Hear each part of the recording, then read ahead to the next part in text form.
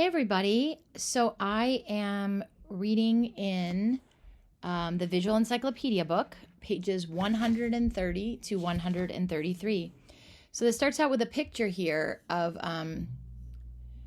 it says the death of civilians aboard the British passenger ship Lusitania, sunk by a German submarine, shocked Americans. So the deaths of civilians aboard the British passenger ship Lusitania, sunk by a German submarine, shocked Americans. Although the United States was juggling involvements in many parts of the world, most Americans wanted to stay out of the war in Europe. 2 years later, Germany's submarines began to attack America's cargo ships, prompting President Wilson to ask Congress to declare war on Germany. Okay, so that is the first page there. And then if you go over, America becomes a world power. Okay, and this is from 1898 to 1920, so kind of the change of the century. So at the beginning of the 1900s, the nation was focused on foreign affairs. Americans clamored for war to support the Cuban revolt against Spain. From the Spanish-American War, the U.S. acquired a colonial empire that included Puerto Rico, the Philippines, Hawaii, and continued influence over Cuba.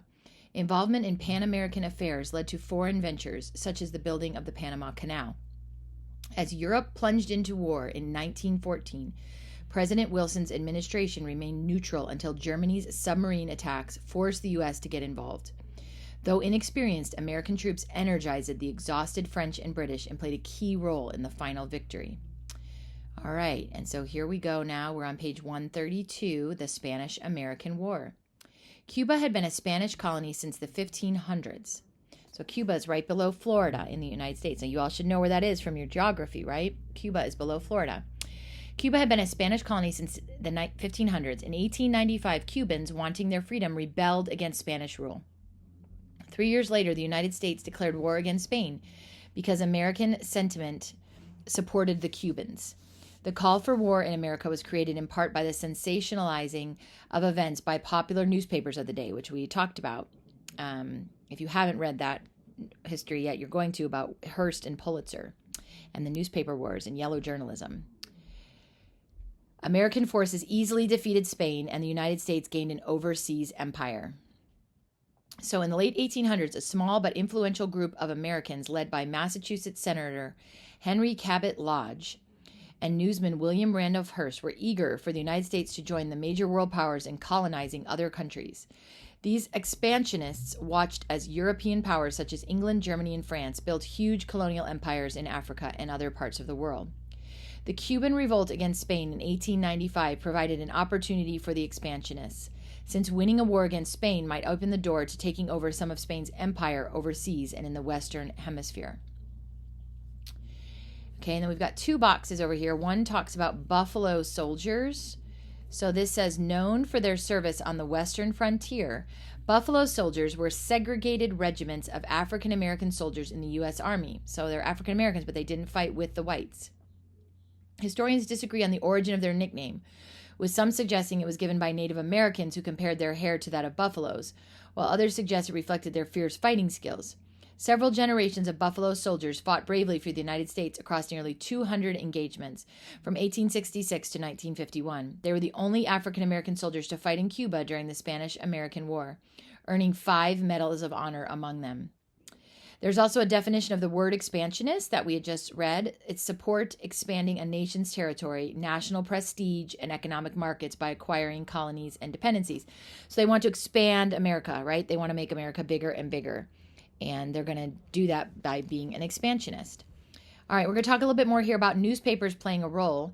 Spain put General Valeriano Weyler, and I did this one in the Landmark History book too, in charge of crushing the Cuban rebellion. He used ruthless methods to do it, and American newspapers printed graphic stories about Butcher Weyler torturing and murdering his victims. At the time, engaged in a fierce competition for readers, newspapers tried to outdo each other with the most dramatic or sensational stories. Influenced by the newspaper accounts, Americans demanded a war to free the Cuban people. Then on February 15, the U.S. warship Maine blew up in Havana Harbor, killing 266 Americans. President William McKinley asked Congress for a declaration of war. The war lasted for 10 weeks and ended in the United States victory. In a startling turnaround, the U.S. then used the same tactics as General Weyler to establish dominance in the Philippines, including the establishment of concentration camps. So we got a picture of the explosion of the Maine in Havana, shown in an 1898 lithograph. Remains a mystery. The cause was never determined, but the press blamed the Spanish. Remember the Maine became a rallying cry for going to war against Spain. Okay, and then our last page is 133, Two Sides of the World. The first battle of the Spanish-American War took place on May 1, 1898, 6 days after Congress declared war. Admiral George Dewey led a fleet into Manila Bay in the Philippines, another Spanish colony. The Americans' new steel ships quickly defeated the older Spanish fleet. Then on the island of Cuba, the U.S. Army landed near the capital, Santiago, in June of 1898. The soldiers faced terrible heat and tropical illnesses, including yellow fever, which proved to be more life-threatening than the enemy. Then the Americans began their assault against Spanish fortifications in Cuba. Okay, and we've got a picture here of Colonel Theodore Teddy Roosevelt. And the Rough Riders were physically fit and skilled horsemen, most of whom were athletes or old college friends of Roosevelt's. So Colonel Theodore Roosevelt had resigned from his position as Assistant Secretary of the Navy to create a cavalry regiment of old college friends and athletes. On July 1, Roosevelt led the Rough Riders and the African-American soldiers of the 9th and 10th Cavalry in a charge up San Juan Hill. In taking the hill, 1,572 men were wounded, many fatally, but the Army now had a commanding position. Less than a week later, the war was over and Spain was no longer a world power. The conflict lasted only 4 months and gave the United States a colonial empire, including the Philippines and the Pacific islands of Guam and Wake Island. And we still have Guam today. It's still considered an American territory. Cuba was placed under U.S. occupation, and Puerto Rico became a commonwealth of the United States. And that is still the case. Puerto Rico is not really in the United States, but it's considered a commonwealth of the U.S. Plus, Congress had voted to annex the Hawaiian Islands, where American sugar planters had established a government 5 years later. So here's a picture there of the assault on San Juan Hill. It also talks that in Cuba, 375 Americans were killed in battle, but roughly 5,000 died of disease, primarily yellow fever. Dr. Walter Reed led a team effort to identify the mosquito that carried the disease. Although several volunteers died during the work, the medical team did identify the mosquito and clear the swamps. By 1901, there was not a single case of yellow fever in Cuba.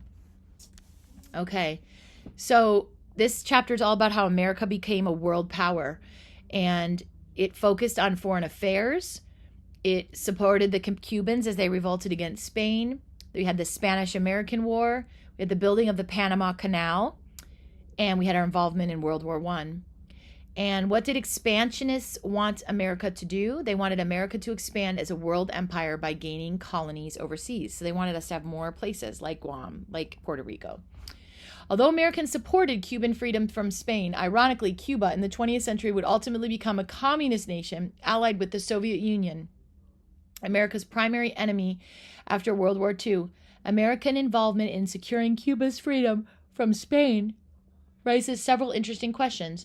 Should America be involved in freeing other nations? If so, to what extent?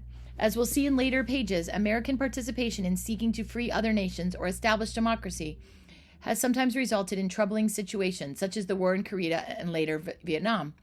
An alternative approach is isolationism, which, as the name suggests, favors that a nation simply keep to itself in isolation and avoid conflicts beyond its borders.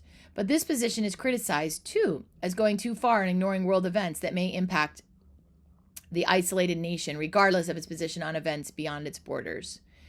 And I'm going to show you a few pictures of where some of these places are. You're going to get to see them like Wake Island and Guam and Panama Canal, so look at those as well. But that is the end of our video.